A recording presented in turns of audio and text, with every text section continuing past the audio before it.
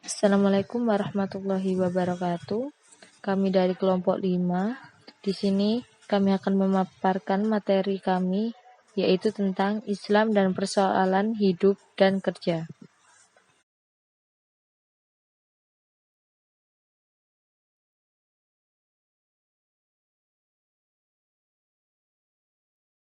Hakikat hidup dan kerja. Hakikat hidup atau penciptaan manusia di bumi antara lain: 1. Menyembah kepada Allah Subhanahu wa Ta'ala. Tujuan ini bermuara kepada segala perbuatan manusia yang harus didasari dan dilakukan sesuai dengan tuntutan Allah Subhanahu wa Ta'ala dan ditujukan hanya kepadanya. 2. Sebagai khalifah, mengharuskan makhluk yang diberi amanah untuk menjalankan tugasnya sesuai dengan petunjuk yang Allah berikan.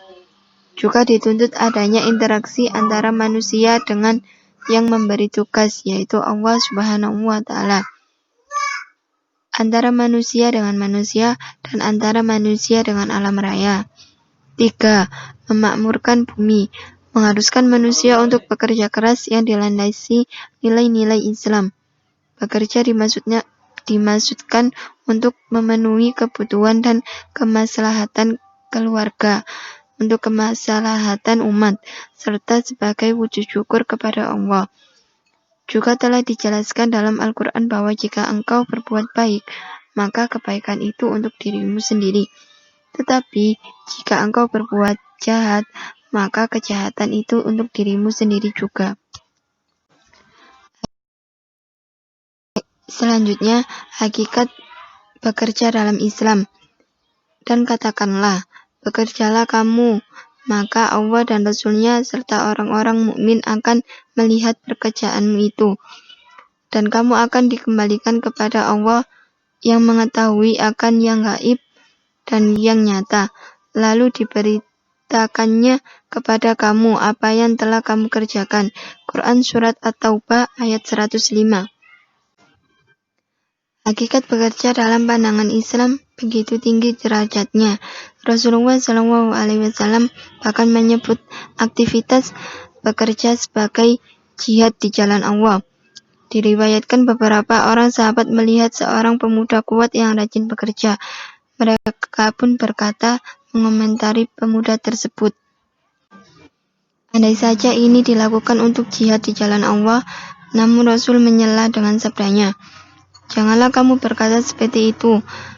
Jika ia bekerja untuk menafkahi anak-anaknya yang masih kecil, maka ia berada dalam jalan Allah. Jika ia bekerja untuk menafkahi kedua orang tuanya yang sudah tua, maka ia di jalan Allah. Namun, jika ia bekerja dalam rangka riya atau membanggakan diri, maka ia di jalan setan.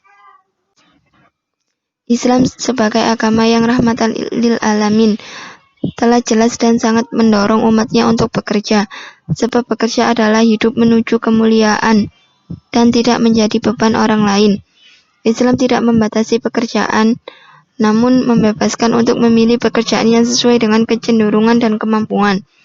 Namun, sekali lagi Islam memberi batasan-batasan dan memberikan nilai yang harus dipegang dan dijaga oleh setiap muslim, agar aktivitas bekerjanya benar-benar dipandang oleh Allah sebagai amal ibadah yang membawa kebaikan, baik di dunia maupun di akhirat. Pertama, mencari pekerjaan yang halal bagi baik. Halalan thayyiban bukan hanya mengkonsumsi makanan dan minuman, namun dalam mencari sumbernya atau dengan kata lain mencari pekerjaan harus juga memperhatikan konsep halal. Tujuannya tidak lain untuk mendatangkan keberkahan. Seorang muslim tidak boleh melakukan pekerjaan yang dilarang dalam Islam, terlebih pekerjaan yang menimbulkan kemaksiatan dan mendatangkan kerusakan.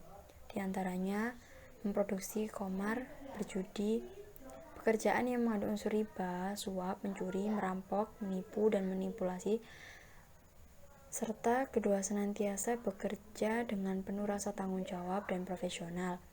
Selanjutnya, setiap manusia dititipkan amanah maupun tanggung jawab harus dapat diemban dengan baik. Begitu pula jika menceburkan diri dalam satu bidang pekerjaan, maka pertama kali yang harus dilakukan adalah mencintai Rasulullah SAW bersabda, sesungguhnya Allah mencintai seseorang di antara kalian yang jika ia bekerja, maka ia bekerja dengan baik. Hadis riwayat Baihaqi. Profesional dalam bekerja juga dapat dilihat dari rasa memiliki suatu pekerjaan dan bertindak dengan penuh kehati-hatian agar tidak melakukan kesalahan-kesalahan dalam urusan pekerjaan yang telah diemban kepada seorang insan. Ketiga, menghadirkan nuansa keikhlasan dalam setiap bekerja. Nuansa ikhlas seringkali menarik perhatian, terlebih jika ikhlas disandingkan dengan setiap aksi pekerjaan yang akan dilakukan.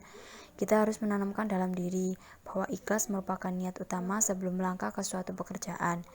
Niat ikhlas mata-mata bekerja hanya mengharap ridha Allah SWT.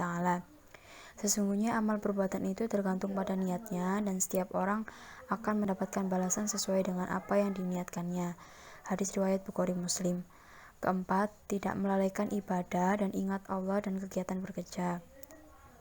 Bekerja akan bernilai ibadah apabila kita selalu ingat Allah dalam kegiatan bekerja dan tidak melupakan kita dari kewajiban-kewajiban yang mengingat Allah SWT. Contoh sederhana adalah sholat. Seringkali seorang muslim melalaikan sholat demi sebuah pekerjaan yang dilakoninya. Maka jangan sampai kesibukan bekerja melalaikan kita untuk ingat dan ibadah kepada Allah SWT. Bekerja hanyalah rutinitas dan anugerah yang diberikan Allah kepada kita sebagai hambanya. Bukan dengan itu lantas kita menjadikannya kerja sebagai alasan untuk lalai dan tingkat atau tidak ingat ibadah kepadanya.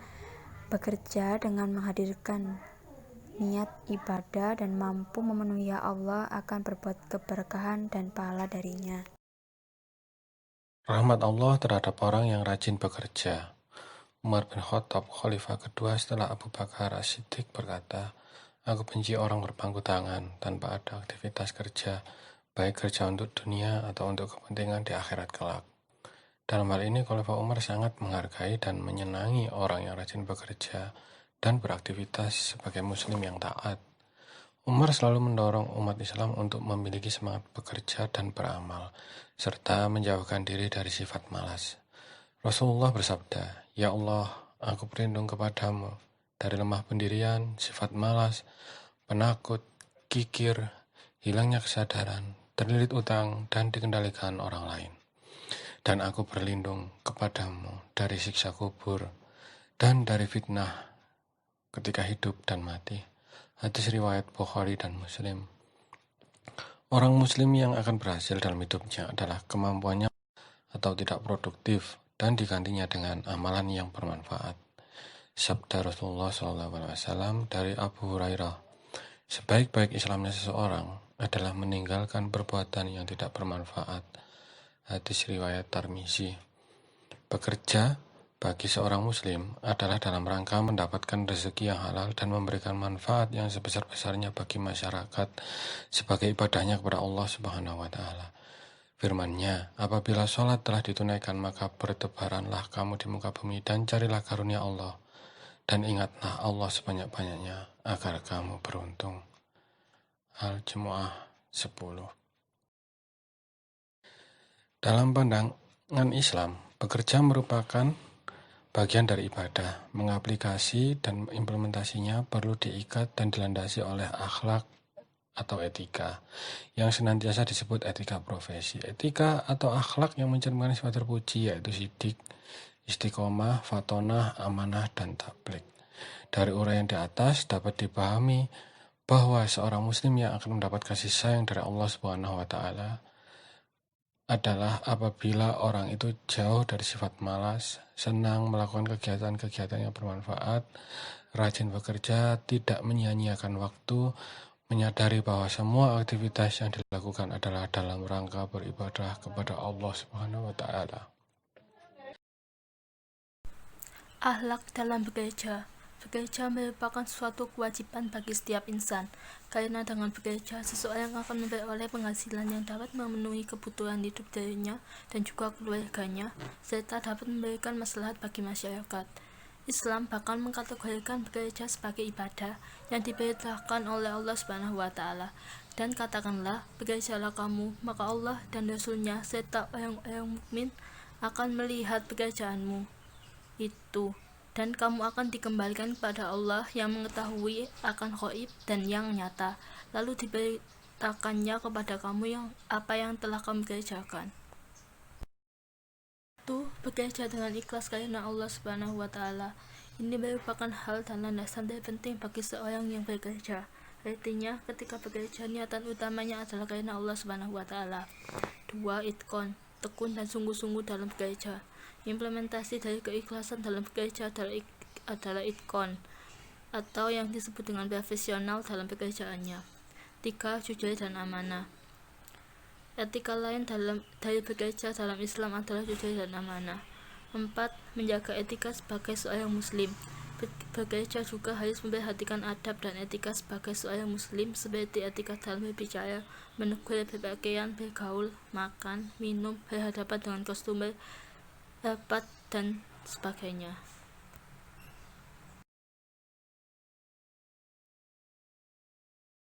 Berikut adalah di antara beberapa sifat-sifat buruk dalam dunia kerja yang perlu dihindari. 1. Hasad atau dengki, senang melihat orang susah dan susah melihat orang senang.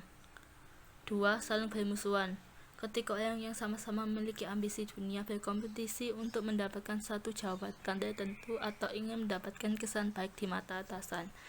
3. Sombong, terkadang kita yang mendapatkan prestasi sering terjebak pada satu bentuk kearogansian yang mengakibatkan pada sifat kesombongan.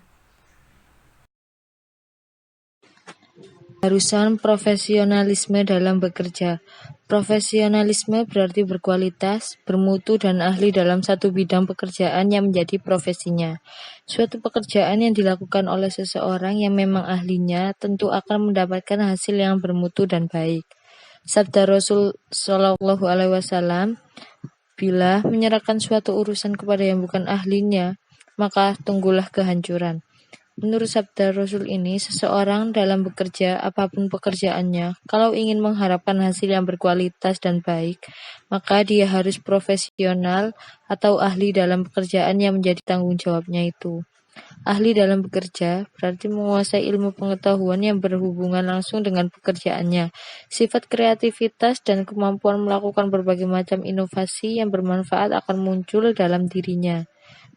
Tentunya, kreatif dan inovatif hanya mungkin akan dimiliki manakala seseorang selalu berusaha untuk menambah berbagai ilmu pengetahuan, peraturan, dan informasi yang berhubungan dengan apapun bentuk pekerjaannya. Firman Allah dalam Al-Baqarah ayat 208, Hai orang yang beriman, masuklah kamu ke dalam kedamaian atau Islam secara menyeluruh, dan janganlah kamu ikuti langkah-langkah setan, karena setan itu adalah musuhmu yang nyata. Tersirat dalam ayat ini bahwa aktivitas apapun yang dilakukan menuntut pelakunya untuk berilmu secara mendalam dan menyeluruh, kafah sesuai dengan profesinya. Orang yang beriman diminta untuk memasukkan totalitas dalam dirinya ke dalam wadah Islam secara menyeluruh, sehingga semua kegiatannya berada dalam wadah Islam atau kedamaian. Wadah Islam secara menyeluruh yang dimaksud juga penguasaan ilmu Islam secara menyeluruh, sehingga mampu melaksanakan aktivitas Islam dengan berkualitas dan bermutu. Demikian presentasi dari kelompok kami. Bila ada salah-salah kata, mohon maaf dan terima kasih. Wassalamualaikum warahmatullahi wabarakatuh.